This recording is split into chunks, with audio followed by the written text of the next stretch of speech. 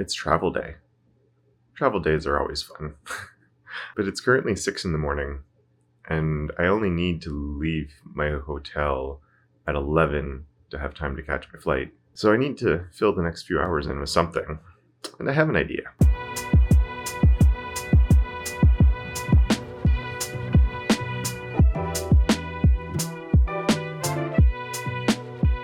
So welcome to the bouldering project in Minneapolis. For those who don't know, I boulder. And being from Halifax, we do have 3 gyms here, which is nice, but figured I'd try something. I knew they'd have something bigger here, and oh my goodness, this place was huge. And so here I'm climbing a V0 or V1 grade, which is the lowest grade at the gym, with the yellow holds, and even for a really low graded climb, which for those who don't know bouldering, it just means it's really easy as it gets.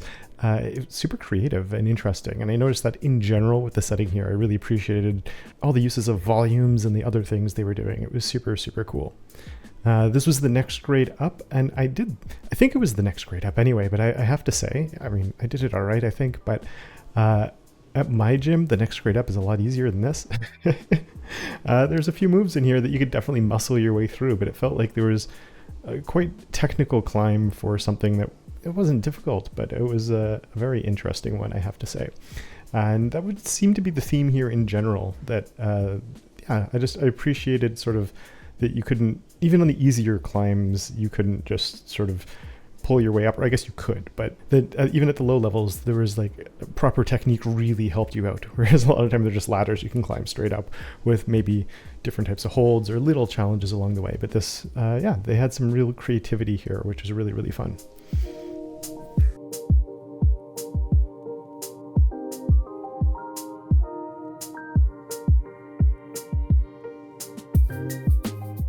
This was maybe my second favorite climb. Again, the difficulty level technically not that high, but I like these ones that are a bit overhangy, that involve sort of not necessarily bigger moves, but just the style of holds that are on this, something where you might cut loose like I'm doing right there. It's always, these I find very satisfying to climb, even though they can be a little bit more tiring than some of the other styles of climbing.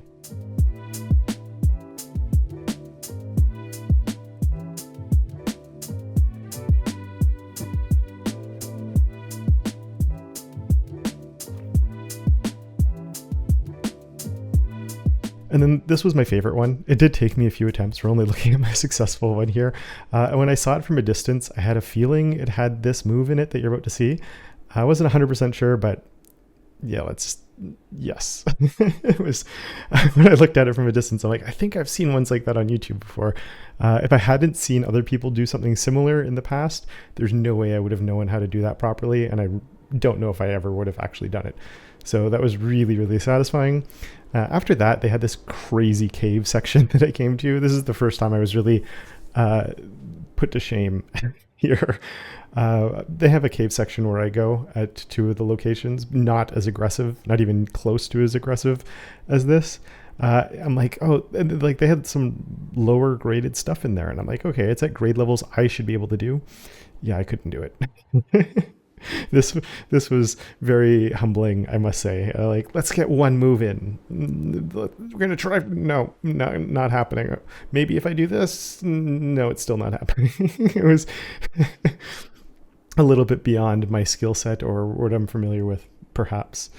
And then this was a climb that I wish I'd finished. This was sort of at my grade level, like my high end one. If I'd had more time to project it, I think I would have been able to finish it. I think this was my 4th attempt on it. And the 3rd one probably went better than this actually, but this was definitely my last attempt at it. At this point I was getting tired. I knew I was in a bit of a time crunch. My arms were a bit pumped just from not taking long enough breaks, because I knew I had only a limited amount of time here and I wanted to try lots of climbs, and it was so big and there were so many things to try. Not really obvious how much overhang there is there. Not huge, but enough to tire me out. You can see my arms were shot at this point, and I decided that head back to the hotel, get my stuff, get a cab, and head home.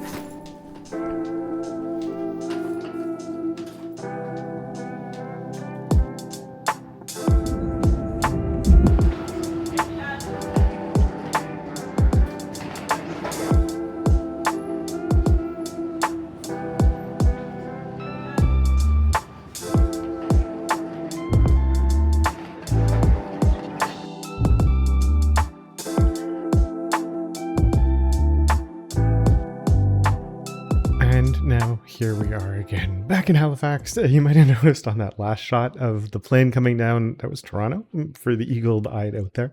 I didn't record anything after that because I was tired and I forgot. Yeah, I'm back home. It's all done. And I'm just super happy to have had that experience. As I said, it was my second time doing a Frontend Masters workshop, and it was an absolute blast. Hopefully they'll have me back for more. I would love to go back and do more of those. Really, everything about it was super enjoyable. The people there are great. The audience was fantastic. And as I said, despite it being a lot of work, I'm really happy with how it turned out. It's basically now this is the course that I would have wanted when I started learning CSS, is what I put together. And so if you're interested in that, of course, the link will be in the description for you to check it out. But yeah, I hope that you enjoyed this style of video, something completely different, something I've never done before. And let me know if you'd like more. Now, I'm probably going to get some confirmation bias because if you're watching now at the end of the 4th video, you've probably watched them all. So I'm talking to the people who have enjoyed this. But once again, if you did enjoy it, I'd really like to know. So please leave a comment to let me know. And if you have any advice on fixing things up, on changing things, in terms of the style, the approach, what I did, what did I not do, anything like that, I'd be more than welcome. I'm going to be heading out in April of 2026, which by the time this video comes out, it will be 2026. But I'll be heading out in April for Smashing Conference, and I'd like to do another one of these. So any feedback whatsoever on these videos, I would definitely appreciate, so I can do a better job for the next one. And I already have some things I would change in my own head. I didn't have enough B-roll, like anywhere near enough. I didn't do enough takes of things, so I do one and then I'd move on. And I was like, oh my goodness, we're missing some content there that would have been good, but whatever.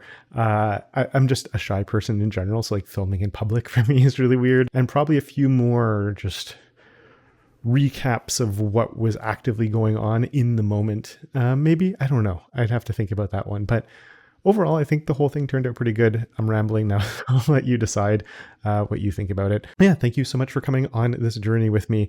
I really hope that you did enjoy it.